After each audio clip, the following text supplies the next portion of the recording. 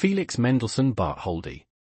Felix Mendelssohn Bartholdy was born at Hamburg on the 3rd of February, 1809. The name to which he was destined to add such luster was already high in the annals of fame. Moses Mendelssohn, his grandfather, a great Jewish philosopher, one of the most remarkable men of his time, was the author of profound metaphysical works, written both in German and Hebrew. To this great power of intellect, Moses Mendelssohn added a purity and dignity of character worthy of the old Stoics. The epigraph on the bust of this ancestor of the composer shows the esteem in which he was held by his contemporaries.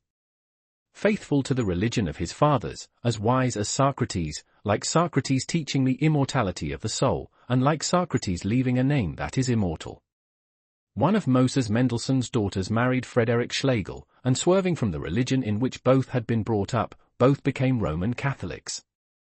Joseph Mendelssohn, the eldest son of this great old man, was also distinguished for his literary taste. Eind has left two excellent works of very different characters, one on Dante, the other on the system of a paper currency. In conjunction with his brother, Abraham, he founded the banking house of Mendelssohn Company at Berlin, still flourishing under the management of the sons of the original founders, the brothers and cousins of Felix, the subject of this memoir. George Mendelssohn, the son of Joseph, was also a distinguished political writer and professor in the university at Bonn. With such an array of intellectual ancestry, the Mendelssohn of our day came into the world at Hamburg on the 3rd of February 1809. He was named Felix, and a more appropriate name could not have been found for him, for in character, circumstance and endowment, he was supremely happy. Goethe, speaking of him, said the boy was born on a lucky day. His first piece of good fortune was in having not only an excellent virtuous woman for his mother, but a woman who, besides these qualities, possessed extraordinary intellect and had received an education that fitted her to be the mother of children endowed as hers were. She professed the Lutheran creed, in which her children were brought up. Being of a distinguished commercial family and an heiress, her husband added her name of Bartholdy to his own. Mme. Mendelssohn Bartholdy's other children were, Fanny her firstborn, whose life is entirely interwoven with that of her brother Felix, and Paul and Rebecca, born some years later. When yet a boy, Felix removed with his parents to Berlin, probably at the time of the formation of the banking house. The Prussian capital has often claimed the honor of being his birthplace, but that distinction really belongs to Hamburg. His extraordinary musical talent was not long in developing itself. His sister Fanny, his soul's friend and constant companion, almost as richly endowed as himself, aroused his emulation, and they studied music together first as an art, and then as a science, to be the foundation of future works of inspiration and genius. Zelter, severe and classic, profoundly scientific, inexorable for all that was not true science, became the teacher of these two gifted children in composition and in counterpoint. For pianoforte playing, Berger was the professor, though some years later Moscheles added the benefit of his counsels, and Felix was fond of calling himself the pupil of Moscheles, with whom in after life he contracted a close friendship. Zelter was exceedingly proud of his pupil, soon discovering that instead of an industrious and intelligent child, one of the greatest musical geniuses ever known was dawning on the world. When he was but 15, Zelter took the young musician to Weimar, and secured for him the acquaintance and goodwill of Goethe, which as long as Goethe lived, seemed to be the necessary consecration of all talent in Germany. By this time not only was he an admirable performer on the piano, possessed of a talent for improvisation and a memory so wonderful, that not only could he play almost all Bach, Handel, Haydn, Mozart and Beethoven by heart, but he could also without hesitation accompany a whole opera from memory, provided he had but seen the score once. The overture to Midsummer Night's Dream, so popular now in every country, was composed before he was 17, and was played for the first time as a duet on the piano by his sister Fanny and himself on the 19th of November, 1826. This is indeed the inspiration of youth with its brilliancy, its buoyancy, its triumphant joy, full of the poetry of a young heart, full of the imagination of a mind untainted by the world. It was not till some years after that Mendelssohn completed the music to Shakespeare's great play. In 1827, Felix left the University of Berlin with great honors. He was a profound classical scholar, and has left as a specimen of his knowledge, a correct, graceful and elegant translation of Terence's Comedy of Andria, a work greatly approved of by Goethe. He excelled in gymnastics, was an elegant rider, and like Lord Byron, a bold and accomplished swimmer. The year he left the university, he went to England, where Henrietta Sontag was in the height of her fame. He played in several concerts where she sang, as well as with Moscheles, his old friend and teacher, now established in London. On his return to Germany in 1830, he visited Goethe at Weimar, and there planned his journey to Italy, a country which all men of genius yearn after, as the promised land of inspiration. When in Rome, Felix Mendelssohn began the grand cantata of the Walpurgis Night, to Goethe's words, at which he worked for some years. On his return from his travels, Mendelssohn, who had now all the assurance and self-possession of an artist, was appointed chapelmaster at Dusseldorf, a position which gave him the direction of the grand musical festivals held at that time in this city and in Aix-la-Chapelle. It was during his residence in Dusseldorf that he composed his oratorio of St. Paul, and also the first set of his songs without words for the piano, where the music, by its varied expression and its intensity, alone told the story of the poet. These compositions were a novelty for pianoforte players, and inaugurated a new style, full of interest, gradually setting aside the variations and sonatas which had become so meaningless and tedious. The oratorio of St. Paul was not given until 1836, when it was produced at Dusseldorf, under his own special superintendence. Mendelssohn composed very rapidly, but he was cautious in giving his works to the public until they thoroughly satisfied his judgment, the most critical to which they could be submitted. In the latter part of 1836, having gone to Frankfort to direct a concert of the Cecilia Vieraine, he became acquainted with Cecilia Jean Renaud, a beautiful and accomplished girl, the second daughter of a clergyman of the Reformed Church, and in the spring of 1837 she became his wife. The marriage via had been delayed some months by Mendelssohn's ill health. He had begun to feel the first symptoms of the nervous disease, affecting the brain, from which he was destined henceforth to suffer, and of which, finally, he was fated to die. After his marriage he undertook the direction of the Leipzig concerts. All over Germany, Mendelssohn was in requisition. His immense genius as a composer, his great skill as a conductor, his gentle, fascinating manners, gave him extraordinary popularity. It was England, however, after all, who appreciated him most. Sacred music seems to appeal especially to the English taste. Haydn, Handel, Beethoven have all found more patronage and appreciation in England than in their own country. So it was with Mendelssohn. The greatest musical triumph ever achieved was the performance of the oratorio of Elijah, given at Birmingham, the work on which Mendelssohn's fame will rest. He was 9 years in composing this oratorio, and notwithstanding the most flattering ovation, Mendelssohn's serene temperament was not moved to vanity or conceit. In the very moment of his success, he sat down modestly to correct many things that had not satisfied him. The trio for 3 female voices, without accompaniment, one of the most beautiful pieces in the oratorio, was added by the composer after the public had declared itself satisfied with the work as it originally stood. Elijah was produced in 1847, but Mendelssohn had been several times to England before this, playing at the Ancient and Philharmonic VI concerts, at that time, the resort of the élite in London. It was during one of these visits in 1842 that Prince Albert, who as a German and a musician, had sought his acquaintance, introduced him to Queen Victoria. The visit was entirely devoid of formality, for without any previous announcement, the prince conducted Mendelssohn from his private apartments to the Queen's study, where they found her surrounded by papers, and just terminating her morning's work. The Queen, receiving him most graciously, apologized to the composer for the untidiness of the room, beginning herself to put it in order, and laughingly accepting his assistance. After some agreeable conversation, Mendelssohn sat down to the piano and played whatever the Queen asked of him.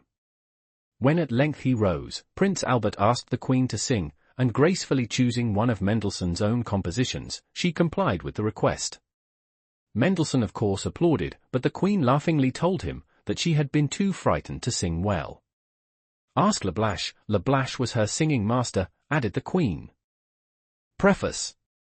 Last year a paragraph was inserted in the newspapers, requesting anyone who possessed letters from Felix Mendelssohn Bartholdy to send them to Professor Droysen, or to myself, with the view of completing a selection from his correspondence, which we contemplated publishing. Our design in this was twofold. In the first place, we wished to offer to the public in Mendelssohn's own words, which always so truly and faithfully mirrored his thoughts, the most genuine impression of his character, and secondly, we thought that the biographical elements contained in such a correspondence might be of infinite use in the compilation of a memoir which we reserve for a future day, and serve as its precursor and basis. There are difficulties, however, opposed to the immediate fulfillment of our original purpose to its full extent, and at present it is impossible to decide when these can be removed. I have, therefore, formed the resolution to carry out my plan in the meantime within more circumscribed limits, but which leaves me unfettered. On Mendelssohn's return from his first visit to England, in the year 1829, he came to Berlin for a short time to attend a family festivity, and thence in 1830 proceeded to Italy, returning through Switzerland to France, and in the beginning of 1832 visiting England for the second time. This period, which to a certain degree forms a separate section of his life, and which, through the vivid impressions it made, assuredly exercised an important influence on Mendelssohn's development, we may mention that he was only 21 at the commencement of his journey, supplies us with a number of letters addressed to his parents, and to his sisters, Fanny and Rebecca, as well as to myself. I have also added some communications of the same date, to various friends, partly entire and partly in extracts, and now present them to the public in their original integrity.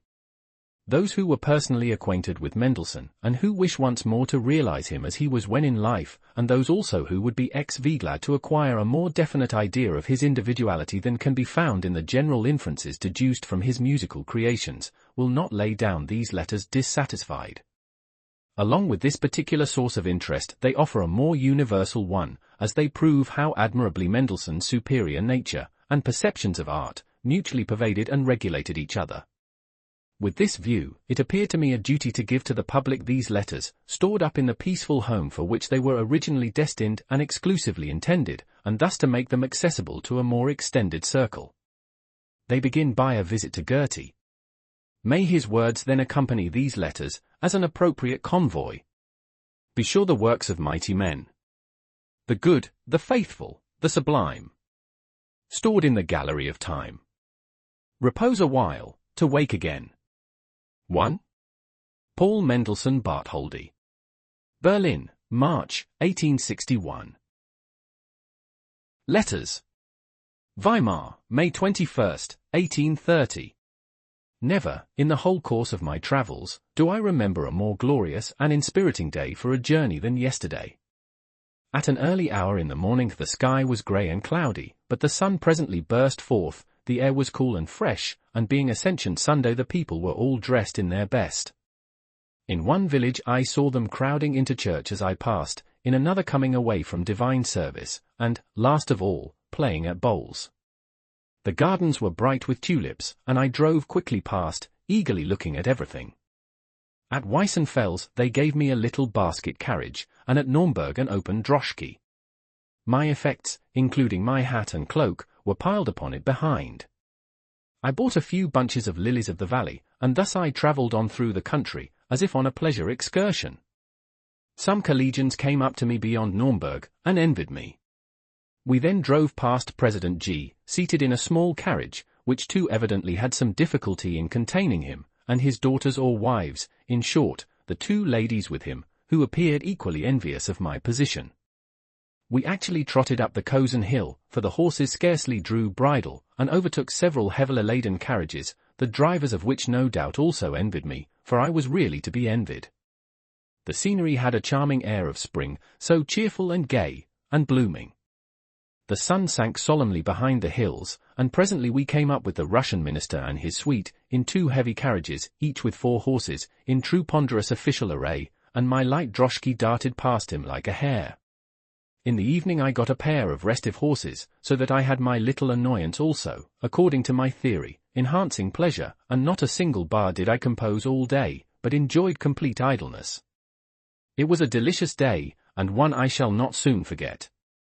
I close this description with the remark, that the children in Eckartsburg dance merry rounds hand in hand, just as ours do at home, and that the appearance of a stranger did not in the least disturb them, in spite of his distinguished air. I should have liked to join in their game.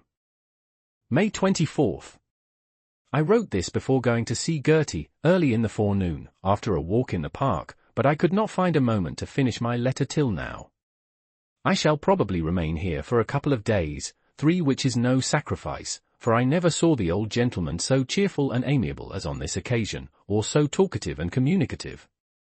My especial reason, however, for staying 2 days longer, is a very agreeable one, and makes me almost vain, or I ought rather to say proud, and I do not intend to keep it secret from you. Gertie, you must know, sent me a letter yesterday addressed to an artist here, a painter, which I am to deliver myself, and utterly confided to me that it contains a commission to take my portrait, as Gertie wishes to place it in a collection of likenesses he has recently commenced of his friends. This circumstance gratified me exceedingly, as however I have not yet seen the complaisant artist who is to accomplish this, nor has he seen me. It is probable that I shall have to remain here until the day after tomorrow. I don't in the least regret this, for, as I have told you, I live a most agreeable life here, and thoroughly enjoy the society of the old poet. I have dined with him every day, and am invited again today. This evening there is to be a party at his house, where I am to play.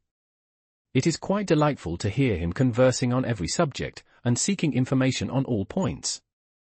I must however tell you everything regularly and in order, so that you may know each separate detail. Early in the day I went to see Ottilie, who, though still delicate, and often complaining, I thought more cheerful than formerly, and quite as kind and amiable as ever towards myself. We have been for constantly together since then, and it has been a source of much pleasure to me to know her more intimately. Ulrica is more agreeable and charming than formerly, a certain earnestness pervades her whole nature, and she has now a degree of repose, and a depth of feeling, that render her one of the most attractive creatures I have ever met. The 2 boys, Walter and Wolf, are lively, studious, cordial lads, and to hear them talking about Grandpapa's Faust is most pleasant. But to return to my narrative.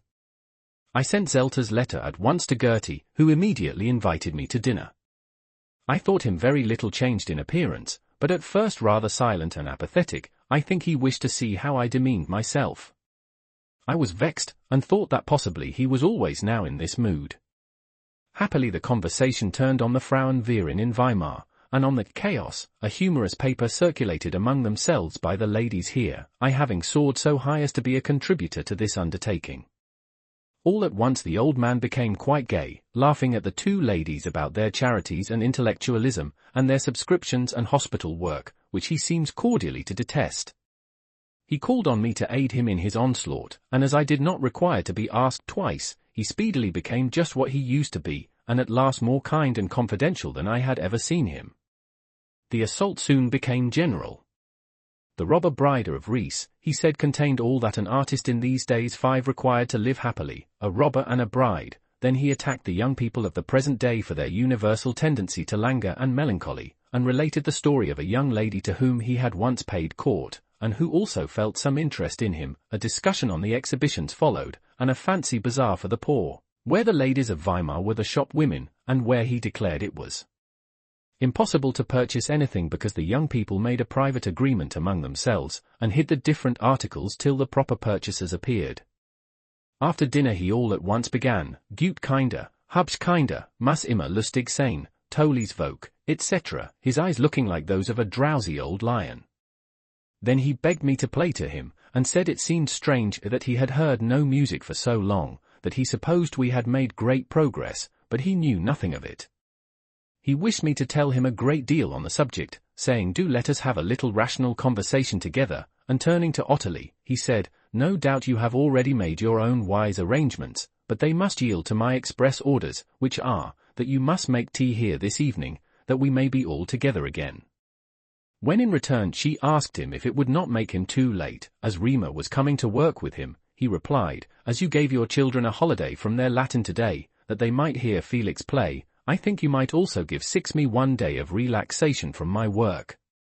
He invited me to return to dinner, and I played a great deal to him in the evening. Weimar, May 25, 1830. I have just received your welcome letter, written on Ascension Day. I cannot help myself, but must still write to you from this place. I will soon send you, dear Fanny, a copy of my symphony. I am having it written out here, and mean to forward it to Leipzig, where perhaps it will be performed, with strict orders to deliver it into your own hands, as soon as possible. Try to collect opinions as to the title I ought to select: Reformation Symphony, Confession Symphony, Symphony for a Church Festival, Juvenile Symphony, or whatever you like. Write to me on this subject, and instead of a number of stupid suggestions, send me one clever one. Still, I should rather like to hear some of the nonsensical ones sure to be devised on the occasion. Yesterday evening I was at a party at Gertie's, and played alone the whole evening. The concert stuck, the Invitation à la Valse, and Weber's Polonaise in C, my 3 Welsh pieces, and my Scotch sonata. It was over by 10 o'clock, but I of course stayed till 12 o'clock, when we had all sorts of fun, dancing and singing, so you see I lead a most jovial life here. The old gentleman goes to his room regularly at 9 o'clock, and as soon as he is gone, we begin our frolics, and never separate before midnight.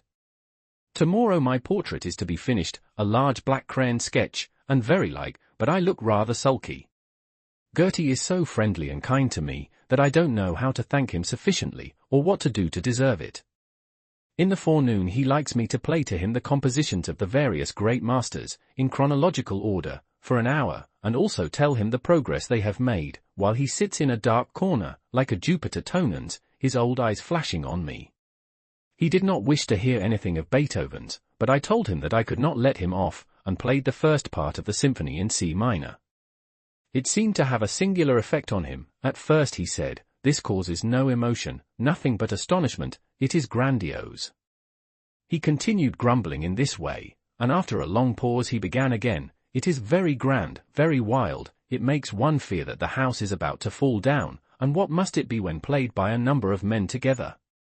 During dinner, in the midst of another subject, he alluded to it again. You know that I dine with him every day, when he questions me very minutely, and is always so gay and communicative after dinner, that we generally remain together alone for an hour while he speaks on uninterruptedly. I have no greater pleasure than when he brings out engravings, and explains them to me, or gives his opinion of Ernani, or Lamartine's elegies, or the theatre, or pretty girls. He has several times lately invited people, which he rarely does now, so that most of the guests had not seen him for a long time. I then play a great deal, and he compliments me before all these people, and ganz stupend is his favourite expression. Today he has invited a number of Weimar beauties on my account, because he thinks that I ought to enjoy the society of young people. If I go up to him on such occasions, he says, "My young friend, you must join the ladies, and make yourself agreeable to them." I am not however devoid of tact, so I contrived to have him asked yesterday whether I did not come too often, but he growled out to Ottilie, who put the question to him, that he must now begin to speak to me in good earnest, for I had such clear ideas, that he hoped to learn much from me. I became twice as tall in my own estimation, when Ottilie repeated this to me. He said so to me himself yesterday, and when he declared that there were many subjects he had at heart that I must explain to him, I said, "Oh, certainly, but I thought, this is an honor I can never forget, often it is the very reverse." Felix.